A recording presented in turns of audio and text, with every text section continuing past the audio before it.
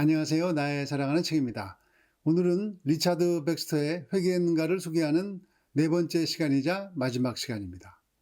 지난 동영상에서 회개하면 무엇이 바뀌는지, 회개하고 삶이 어떻게 변화됐는지에 대한 이야기를 나눠주신 구독자분들께 감사드립니다. 짧은 댓글 하나라도 하나님께서는 그 댓글을 보는 마음에 역사하실 수 있습니다. 표현은 조금씩 다르지만 이 책에서 이야기하는 회개와 같은 말씀으로 말씀해 주셔서 감사했습니다. 회개한 사람은 상대를 가르치는 바른 말을 하면서 상대를 정죄하지 않습니다.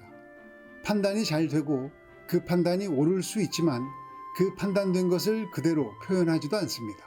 하나님 앞에서 자신이 어떤 존재였다는 것을 너무 잘 알고 있기 때문입니다. 회개한 사람의 특징이 무엇일까요?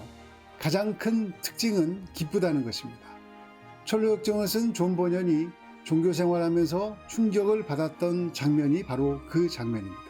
시골 여인들이 삼삼오오 모여서 하나님을 이야기하고 있는데 요지는 자기들이 징그러운 죄인이라고 이야기하고 있다는 것입니다. 그런데 버년이 볼 때 그 여인들의 얼굴 표정이 너무 밝았고 생기가 넘쳤습니다. 자기가 죄인인데 그것도 아주 더러운 죄인이라고 말하면서도 얼굴은 기쁩니다. 왜 그럴까요? 용서함 받았기 때문이고 흑암의 권세에서 사랑하는 아들의 나라로 옮겨졌기 때문입니다. 그 장면을 통해 번연도 회심의 길로 걸어가게 됩니다. 오늘은 이 책의 마지막 8장과 우리가 회개하지 않는 6가지 이유, 그리고 회개를 위한 10가지 지침에 대해서 나눠보겠습니다. 8장, 회개하지 않아 멸망한다면 누구의 책임인가? 그리스도께서도 여러 차례에 걸쳐 당신을 초대하셨다. 목마른 자도 올 것이요 또 원하는 자는 값없이 생명수를 받으라.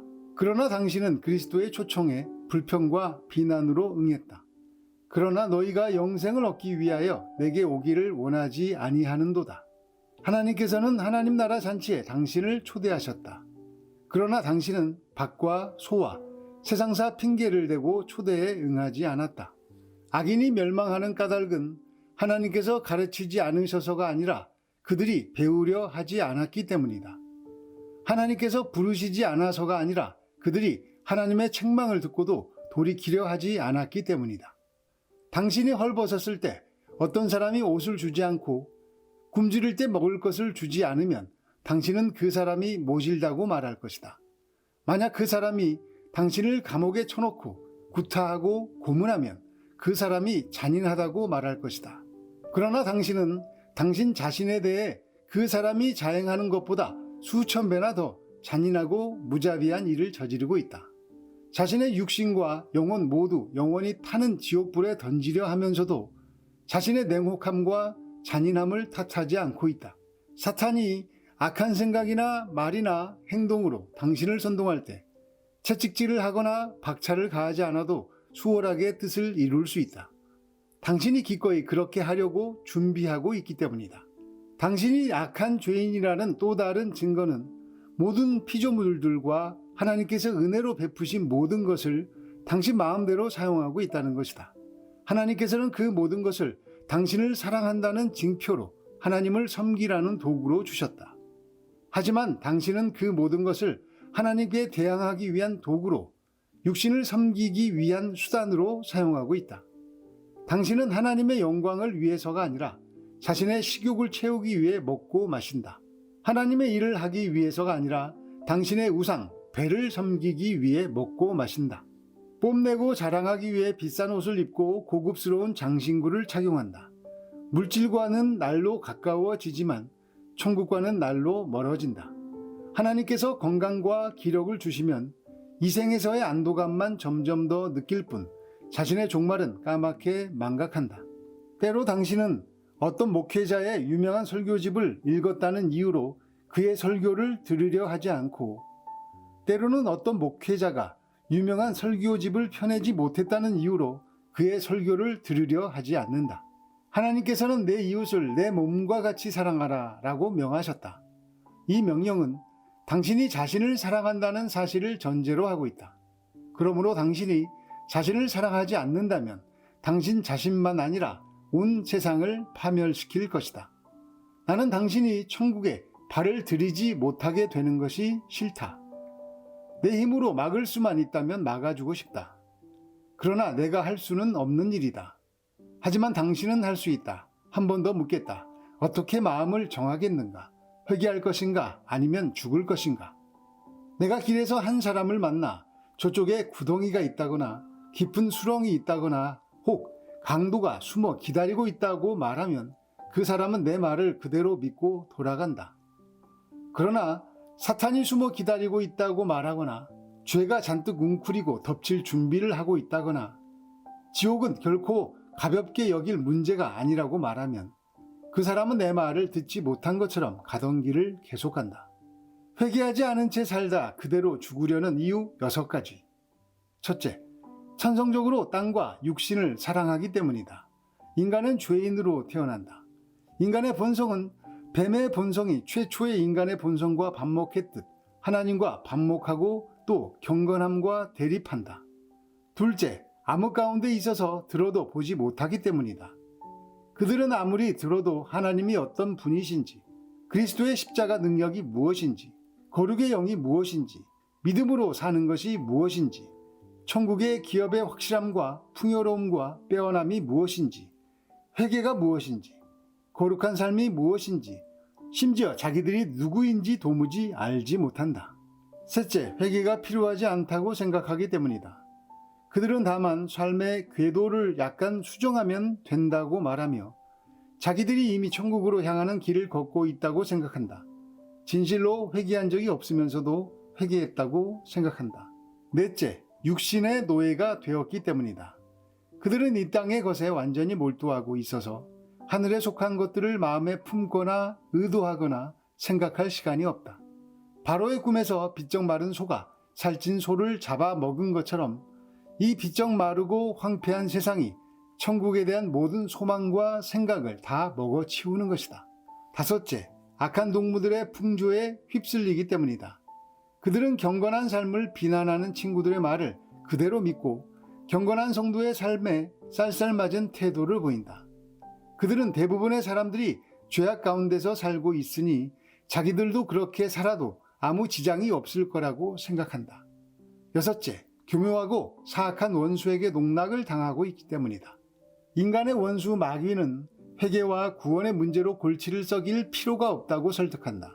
아직 살아갈 시간이 많으니 회개에 대한 생각은 집어치우고 일단 육신의 즐거움을 꾀하면서 천천히 생각하다 나중에 회개하라고 설득한다. 구원에 이르는 회개를 위한 10가지 지침. 어떻게 해야 회개할 수 있을까? 회개하려는 당신의 의도는 선한 것이므로 당신에게 남은 문제는 이런 의도를 행동으로 옮길 만한 마음을 가져야 한다는 것이다. 첫째 지침. 회개의 필요와 본질을 깨닫기 위한 수고를 마다하지 말라. 무엇을 위해, 무엇으로부터, 무엇을 향해, 무엇에 의해 회개해야 하는지 먼저 알라. 당신은 회개하는 즉시 그리스도의 살아있는 지체가 될 것이며 그분께 관심을 쏟게 될 것이다. 하나님보다 자기를 더 기쁘게 해달라고 지금 이 순간에도 보채는 육신으로부터 돌아서야 한다. 마귀가 당신의 영혼을 낚아채기 위해 즐겨 사용하는 미끼인 세상으로부터 돌아서야 한다. 알고 있는 모든 죄와 고의적인 모든 죄로부터 돌아서야 한다. 둘째 지침, 깊이 묵상하라. 그동안 허비한 세월과 지금까지 저질렀던 온갖 죄들에 대해 생각해보라. 그리스도의 사랑과 고난과 풍성하신 은혜에 대해 당신의 위태로운 처지를 돌아보라.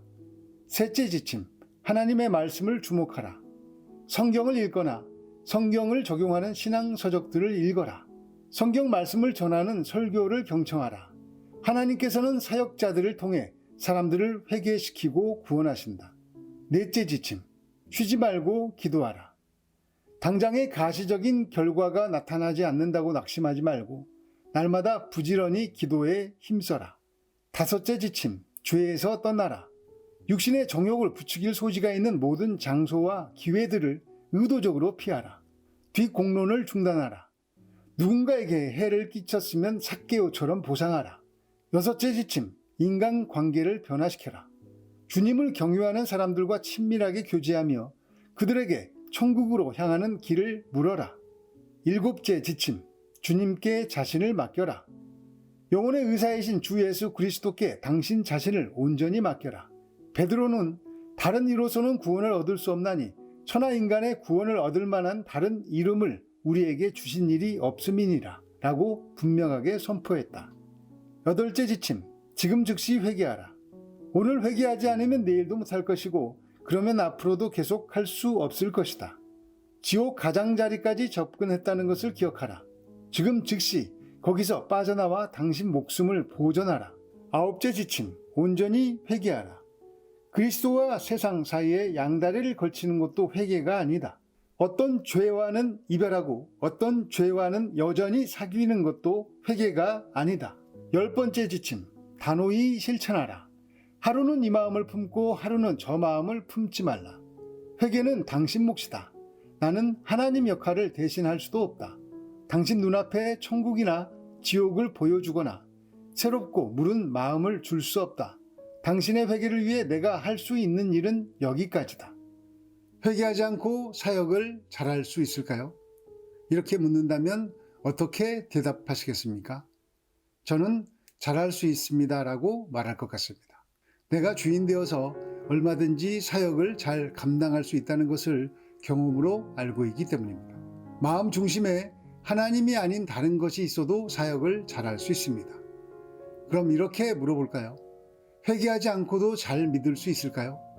그 질문 역시 저는 네 하고 대답할 것 같습니다. 저는 회개하지 않고도 하나님의 은혜를 경험한 것을 봤습니다. 예를 들어 불치병에 걸린 환자가 은혜로 완치되어도 그분이 하나님을 향해 달려가는 것은 아니라는 것을 알게 됐습니다. 말기암이 나아도 세상으로 다시 돌아가 세상에서 또 성공해 보려고 하는 것이 인간입니다.